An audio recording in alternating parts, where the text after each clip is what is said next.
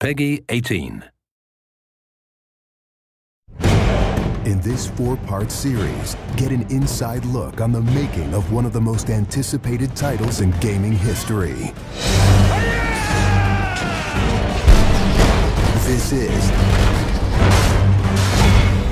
Inside Assassin's Creed 3. Ever since Europeans arrived in North America, they had been involved in shipping goods back and forth across the Atlantic Ocean. In order to make this economic system work, the British tried to control the goods that are going to the colonies. And it was those goods coming back and forth which made a few places on eastern North America important. Whether it's the Boston Tea Party or the Boston Massacre. Fire! We have these big historical events that we can situate our game around. All of these events that people have a rough understanding of, but they've really never experienced.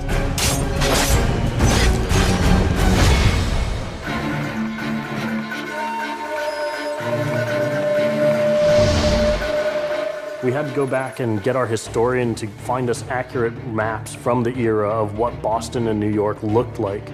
These are actual replicas of the cities. If you're familiar with those cities, you should have that sort of eerie feeling of finding familiar sights. We really wanted to push the animations and just make it look like it's a real living world. As you walk through the crowd, you'll also see animals in the streets. They'd have a pig, they just clip his ear in a certain way, and they'd let him go in the street. And then he'd eat garbage, and then when it was time to eat the pig, you'd go and find your pig, and you'd slaughter it and eat your pig. We've got a lot of new ingredients that just bring a new, fresh feeling to the gameplay inside of the cities.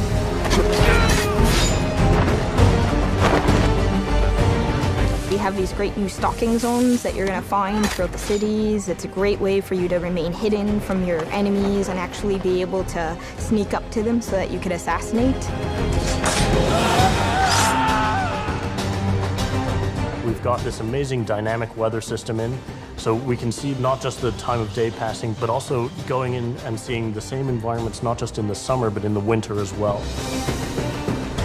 Even though it's a much more condensed area in the city, you actually have to be more careful. There will be carts moving past, so as you're running along the buildings, escaping some snipers, you'll be able to just dive off into a hay cart that's driving past. You'll be able to jump out of that, free run quickly through the streets, through a building, and jump out the other side. See people inside freaking out as you run past through their kitchen.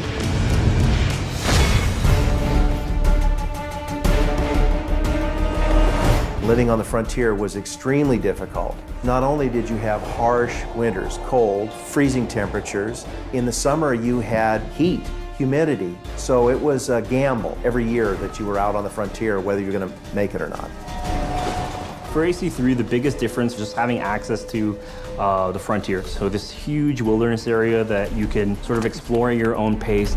It's a forest, the navigation in a very new environment, and a very organic environment as well. In the frontier, you'll be able to navigate through deep snow, but also snow does impact your gameplay. It will slow down you as well as your enemies. Once we decided that we were going to build the frontier, we realized obviously we need to populate that area. So animals became a very big deal.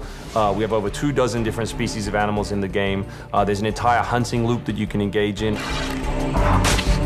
Whenever you're building elements such as animals, you're halfway trying to be real and halfway trying to fulfill that fantasy of what people expect.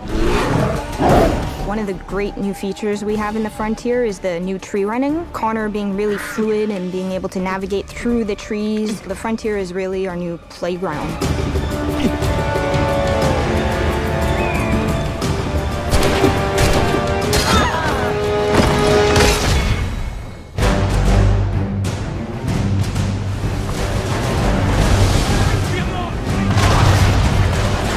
This war at sea was truly a global war and involved not only the British, but the French and the Spanish and the Dutch.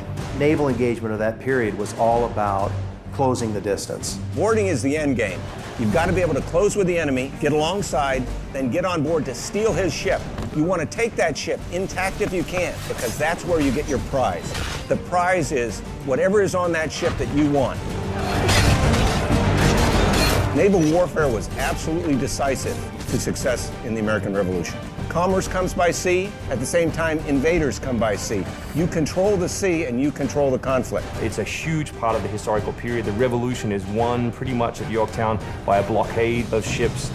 You know, we can't ignore this part of the history. This is critical. This is something that we have to do. We started a whole team up just to specifically focus on the naval experience.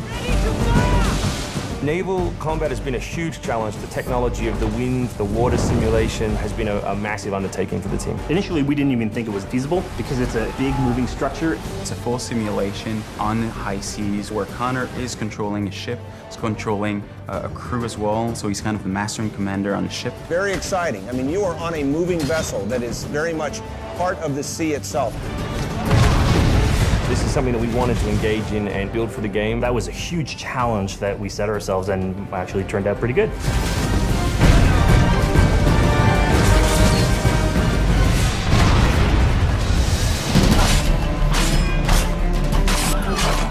If you haven't played any Assassin's Creed games before, we really think this is a great point to get on board. It is a new story, it is a new character. This team is full of people who love making Assassin's Creed, who are delivering just an astoundingly polished and fun experience. As a creator, nothing gets better. To be frank, it just looks great. Seeing all of this coming together at the end, it's amazing. For new fans, really, this is about as good as it gets. It's by far the biggest and best Assassins yet.